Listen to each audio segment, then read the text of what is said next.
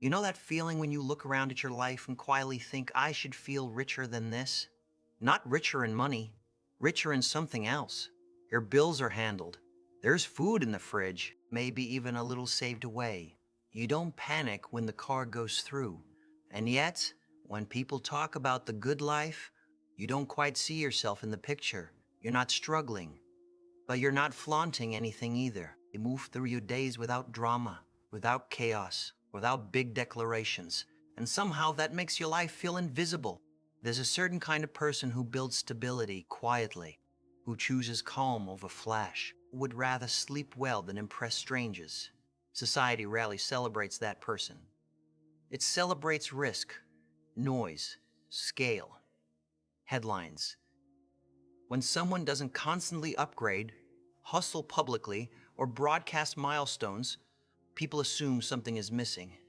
Ambition, edge, spark. But what if nothing is missing? What if what looks ordinary from the outside is actually something most people spend their lives trying to feel? There's a name for this, though it's rarely explained clearly. It's what I think of as the invisible rich life. Not a life defined by excess, but by regulation. Not by status, but by nervous system safety.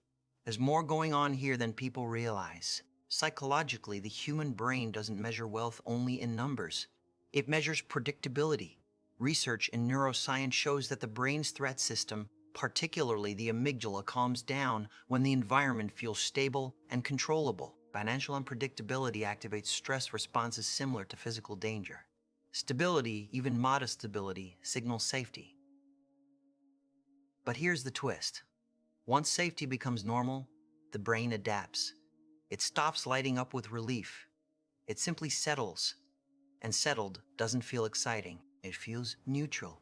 In a culture addicted to visible peaks, viral success, dramatic wins, overnight upgrades, neutral can look like stagnation.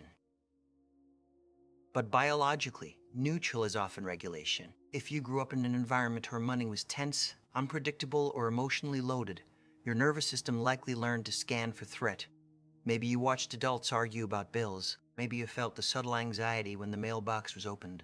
Even if nothing catastrophic happened, your body learned that financial instability meant stress. So when you built a life that doesn't carry that edge, your system did something profound. It exhaled. That exhale doesn't trend on social media. It doesn't impress people at parties. It doesn't scream success. But it changes everything internally. And this isn't better or worse than chasing visible wealth. Some people are wired for volatility. They feel alive in expansion and risk. Others feel most themselves in steadiness. Neither side is morally superior. They are different nervous system calibrations shaped by experience, temperament, and environment. The invisible rich life often belongs to people who value peace so deeply that they quietly organize their world around protecting it. There's a paradox here, though, because when you build a life around emotional safety, you can start to question it. You might scroll past someone announcing a massive promotion or a bold business move and feel a flicker of doubt. Am I playing too small? Am I settling? It's a strange moment. You worked hard to create calm, and yet calm can feel underwhelming in a loud world. The trade-off is subtle. The visible rich life gets applause. The invisible rich life gets sleep. It gets mornings without dread. It gets relationships not strained by financial chaos. It gets a baseline of okayness that doesn't spike and crash. But because it doesn't spike, it rarely feels cinematic. That doesn't make it empty. In fact, behavioral research suggests that long-term well-being correlates more strongly with emotional stability and supportive relationships than with dramatic financial gains after basic needs are met. The brain habituates to upgrades quickly. It doesn't habituate as easily to chronic stress. So if your life feels quiet but steady, it may not be lacking richness. It may be rich in a currency that isn't loudly counted. There's also a hidden strength in this way of living. People who prioritize regulation often become anchors for others. Their presence lowers the temperature in a room. Their decisions are less reactive. They don't chase every wave. That steadiness is easy to overlook and incredibly hard to fake. None of this means you shouldn't want more.